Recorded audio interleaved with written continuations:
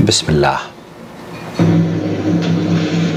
السلام علیکم، میں آپ سے یہ جانکاری لینا چاہتا ہوں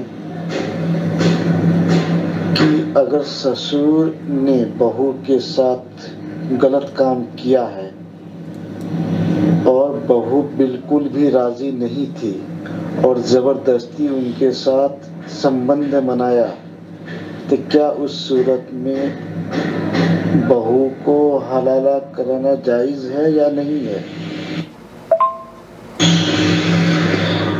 اور بہو سوئی ہوئی تھی اور سونے کے حالت میں موقع کا فائدہ نکال کر سسر نے بہو کے ساتھ غلط کام کیا، بہت زبردستی کرنے کے بعد وہ کامیاب ہو گیا اس کام میں، اس کام کو جواب چاہیے۔ نحمدہ و نصلی علی رسولہ الکریم، اما بعد۔ آپ دیکھ رہے ہیں نو ٹی وی جدہ اور میں ہوں آپ کا دوست، آپ کا ہوسٹ محمد عاقل، جدہ سے مملکت سعودی عرب۔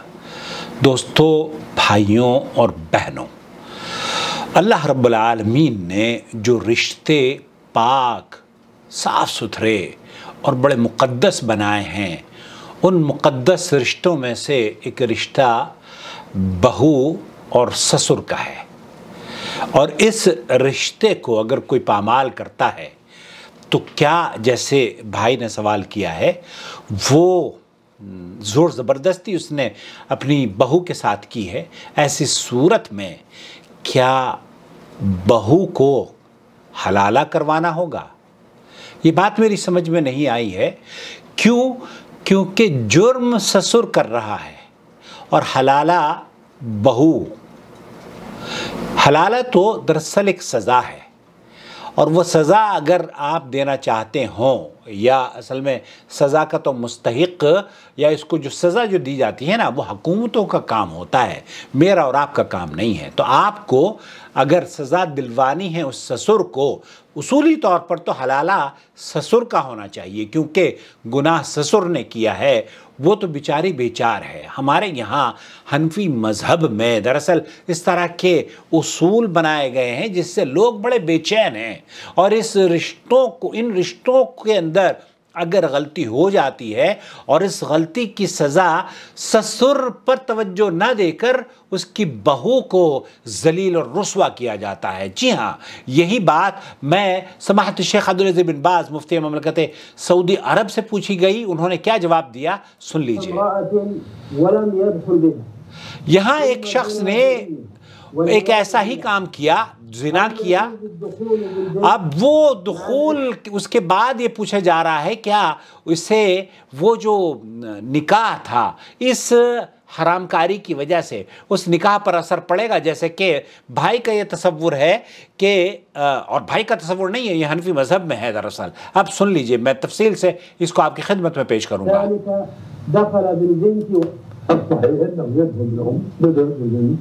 الصحيح انه يدخل بالبنت وان الزنا لا يحرمها عليه۔ تو یہاں اگر کوئی ایسا کیس آتا ہے نا، تو اس زنا کا جو تعلق ہے وہ زنا کے کرنے والے کو سزا دی جائے گی، جس بچی کے ساتھ، جس بہو کے ساتھ اس نے زنا کیا ہے، اس کو کس چیز کی سزا ملے گی؟ اس کو کیوں آپ حلالے کی چھری سے ذبح کرنا چاہتے ہیں؟ حلالے کی چھری سے تو اس کو ذبح کرنا چاہیے نا، اس کو سزائیں ملنی چاہیے، اس کو رجم کرنا چاہیے۔ اگر شریعت اسلامی آپ کے ملک میں نافذ ہو تو اس کو پتھروں سے اتنا مارا جائے کہ یہ دم توڑ دے، جان اس کے نکل جائے۔ تو اس لیے اس آدمی کو سزا دینی چاہیے، نہ کہ اس بچی کو، کہ جناب آپ یہ کہیں کہ وہ بچی، آپ یہ کہہ رہے ہیں کہ بچی تو سوئی ہوئی تھی، اس کا کیا قصور ہے؟ اس کا کیا قصور ہے بچی کا؟ اور پھر اس کا جو نکاح ہے نا بیٹی کا، اس بچی کا نکاح، اس بہو کا نکاح اپنے شوہر سے، شوہر کے تو وہم و گمان بھی نہیں ہے نا اس طرح کی باتیں۔ اب یہاں سسر نے غلطی کری اور سزا ان دو لوگوں کو مل رہی ہے جو کہ اس جرم کے حصے دار بھی نہیں ہیں۔ بہو کو کہا جا رہا ہے کہ آپ حلالہ کرو، اور اس کا جو بہو کا جو شوہر ہے اس کے اوپر اس کی حرمت قرار دے دی گئی ہے۔ کیوں؟ کیونکہ یہ ہمارے مذہب میں ہے۔ ایسا ہرگز نہیں ہے، اسلام میں یہ قاعدہ نہیں ہے۔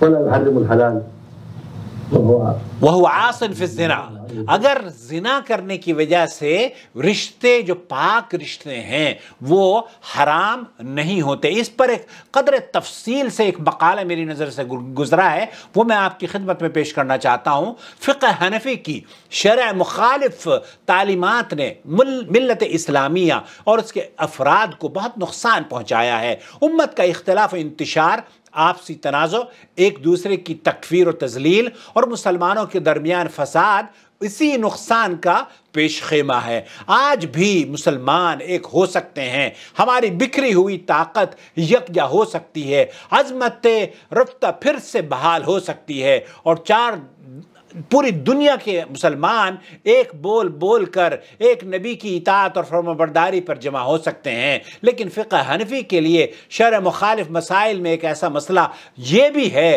کہ اگر سسر شہوت سے بہو کو چھو لے یا اس سے زنا کر لے تو بہو اپنے شوہر پر حرام ہو جاتی ہے۔ سسر اور بہو یا داماد اور ساس کا رشتہ بر صغیر میں بہت ہی مقدس مانا جاتا ہے۔ اسی تقدس کے تئیں ساس و سسر کو ابو اور امی کہہ کر لوگ پکارتے ہیں۔ اپنے ذہن میں ایک طرف یہ تقدس رکھیں اور دوسری طرف یہ دیکھیں کہ ہمارے ہاں عموماً فیملیاں مشترکہ طور پر رہتی ہیں، اور آج کے پرفتن دور میں مشترکہ فیملی کے بارے میں اثرات کسی کے سامنے ڈھکے چھپے نہیں ہیں۔ ساس سسر بہویں بیٹے نندے جیٹھ دیور سب ایک ساتھ ایک جگہ رہتے سہتے ہیں، جبکہ ایسا نہیں ہونا چاہیے۔ لیکن چونکہ سماج میں ہمارے گھروں میں اتنی کشادگی نہیں ہوتی اور اتنے بڑے گھر نہیں ہوتے تو یہ ان کی مجبوری ضرور ہے۔ بہرحال مشترکہ خاندانی نظام بہت سارے جرائم معاصی کو بنیاد ہے، اور اسی وجہ سے شادی کے بعد والدین کو چاہیے کہ اپنے بچوں کو الگ الگ کر دیں۔ یہاں ایک بات یہ بھی جان لیجئے کہ سسر اپنی بہو کے لیے محرمات میں سے ہے، اس لیے بہو اپنے سسر کے سامنے چہرہ کھول سکتی ہے، خلوت کر سکتی ہے، حتیٰ کہ اس کے ساتھ مصافحہ کرنا اور سفر کرنا بھی جائز ہے۔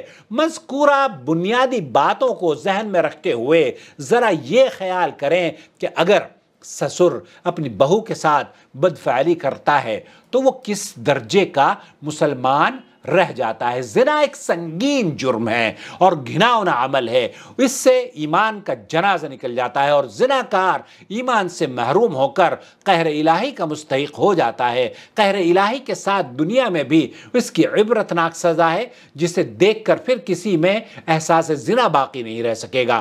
کاش دنیا میں زنا کی بابت شرعی قانون نافذ ہو جائے تو سماج اور سوسائٹی کی سب سے بڑی گندگی خود بخود دور ہو جائے گی۔ ابھی کچھ پچھلے دنوں ہندوستان میں، بلکہ خاص طور پر دہلی میں، جب خواتین کی سیکیورٹی کے بارے میں گفتگو کی جا رہی تھی تو یہ کہا جا رہا تھا کہ آپ سعودی عرب کی طرز پر اپنے ملک کا قانون بنا لیں تو آپ کو پتہ چلے گا کہ عورتیں کس طریقے سے محفوظ ہو جائیں گی۔ جب اس طرح کے لوگوں کو آپ پتھروں سے مار مار کر پبلک میں سزائیں دیں گے تو ایسا پھر دوبارہ کسی کی جرت نہیں ہو پائے گی، جیسے کہ اسلام نے ان کو سزا دے کر ختم کرنے کا حکم دیا ہے۔ اسلام میں زنا کے متعلق یہی پتہ چلتا ہے کہ اس کا گناہ اور اس کے اثر ہے جو کہ اس کا ارتکاب کرتا ہے۔ اگر سسر نے زبردستی اپنی بہو کے ساتھ زنا کیا ہے تو اس کا مکمل گناہ و بال اسی کے سر ہوگا۔ اللہ تعالیٰ قرآن کریم میں فرماتا ہے وَلَا تَزِرُ وَازِرَةٌ وِزْرَ أُخْرَىٰ، کوئی جان کسی دوسرے کا بوجھ نہیں اٹھائے گی۔ قرآن کا یہ اصول ہر قسم کے گناہ کے سلسلے میں ہے، خواہ قاتل کا معاملہ ہو یا قتل کا معاملہ ہو یا زنا کا معاملہ ہو یا زنا اور سسر اور بہو کے درمیان ہو، ان کے علاوہ کسی بھی طرح کا زنا کیوں نہ ہو، یہی اصول دنیاوی عدالتوں اور سماجی معاملوں میں بھی برتے جاتے ہیں کہ جس کی غلطی اس کی سزا۔ ایسا نہیں ہے کہ قاتل ابن زیاد ہو اور مجرم یزید کو ٹھہرا دیا جائے۔ اور اگر زنا میں سسر کے ساتھ بہو کی بھی رضامندی تھی تو سسر اور بہو دونوں گنہگار ہوں گے۔ لیکن آپ نے کہا کہ بہو تو سوئی ہوئی تھی تو بہو گنہگار نہیں ہے، تو اس سے وہ عورت اپنے شوہر پر حرام نہیں ہوگی، کیونکہ حرام کا ارتکاب کرنے سے کوئی حلال کام حرام نہیں ہو جائے گا۔ ایک حدیث میں وارد ہے کہ حرام کام کسی حرام کو حرام نہیں کر سکتا. الحرام لا يحرم الحلال. ابن ماجہ کی روایت ہے، حدیث نمبر 2015 پہ. گو کہ اس حدیث کو علامہ البانی وغیرہ رحمۃ اللہ علیہ نے ضعیف قرار دیا ہے، مگر کئی آثار سے یہ بات منقول ہے. ابن عباس رضی اللہ تعالیٰ عنہ سے مروی صحیح اثر میں مذکور ہے کہ عن ابن عباس، حضرت ابن عباس رضی اللہ تعالیٰ عنہما سے روایت ہے کہ حرام وطی، مباشرت یا زنا سے کوئی حلال چیز حرام نہیں ہو جاتی. اس اثر کو علامہ البانی نے صحیح قرار دیا ہے. اسی طرز پر یہی مسلک ہے، صحیح ہے، اور اسی کے قائل مالکیہ شافعیہ ہیں، لیکن احناف اور شوافع کے یہاں زنا سے حرمت ثابت ہو جاتی ہے. ان کا استدلال یہ ہے کہ جس طرح بیوی کے پہلے خاوند کی لڑکی سے نکاح اس وقت حرام ہو جاتا ہے جب مرد اس کی ماں سے جمع کر لے، یعنی یہاں وطی سے حرمت ثابت ہو رہی ہے. ٹھیک اسی طرح زنا سے جو لڑکی پیدا ہو وہ بھی اس زانی پر حرام ہے، کیونکہ یہ بھی بیٹی کے حکم میں اور بیٹی سے نکاح حرام ہے. اللہ تعالیٰ قرآن کریم میں فرماتا ہے سورہ نساء وَرَبَائِبُكُمُ اللَّاتِي، اور تمہاری وہ پرورش کردہ لڑکیاں جو تمہاری گود میں ہیں، تمہاری ان عورتوں سے جن سے تم دخول کر چکے ہو، ہاں اگر تم نے ان سے جمع نہ کیا ہو تو تم پر کوئی گناہ نہیں. یہ استدلال بالکل صحیح نہیں ہے، کیونکہ یہاں نکاح کا تذکرہ کیا جا رہا ہے میرے عزیز، یہاں اس شرعی بندھن کا تذکرہ کیا جا رہا ہے جو حلال ہے. اللہ تعالیٰ کا فرمان ہے وَلَا تَنْكِحُوا مَا نَكَحَ آبَاؤُكُم مِّنَ النِّسَاءِ إِلَّا مَا قَدْ سَلَفَ، اور تم ان عورتوں سے نکاح نہ کرو جن سے تمہارے باپوں نے نکاح کیا ہے مگر جو گزر چکا. اور نکاح کو زنا پر کیسے قیاس کیا جائے گا؟ اگر کوئی رشتہ نکاح کی وجہ سے حرام ہو رہا ہے تو زنا کرنے سے کوئی رشتہ کیسے حرام ہو سکتا ہے؟ دو الگ الگ چیزیں ہیں، دو مختلف چیزیں ہیں. نکاح سے بعض رشتے کی حرمت کا ثبوت موجود ہے، جبکہ زنا سے رشتے کی حرمت کا کوئی ثبوت قرآن اور حدیث میں نہیں ملتا.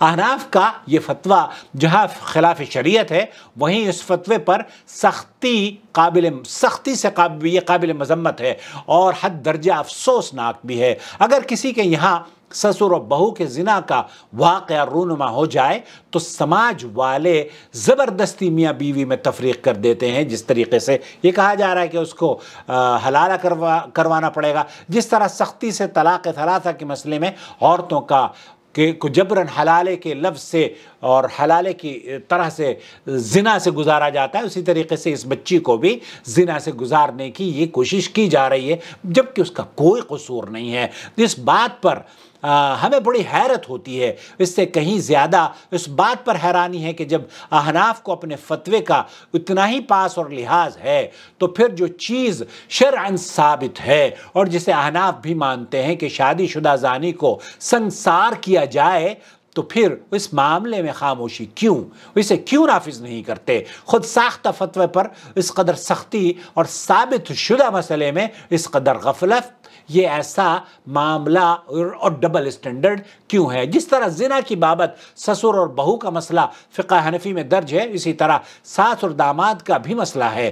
داماد نے اپنی ساس سے زنا کیا تو اپنی بیوی کو حرام کر دیتا ہے. یہ مسئلہ بالکل خلاف شریعت ہے. اس لیے عوام سے ہماری درخواست ہے کہ آج کے علمی اور ترقی یافتہ دور میں اندھے بہرے ہو کر کسی فتوے پر عمل نہ کریں.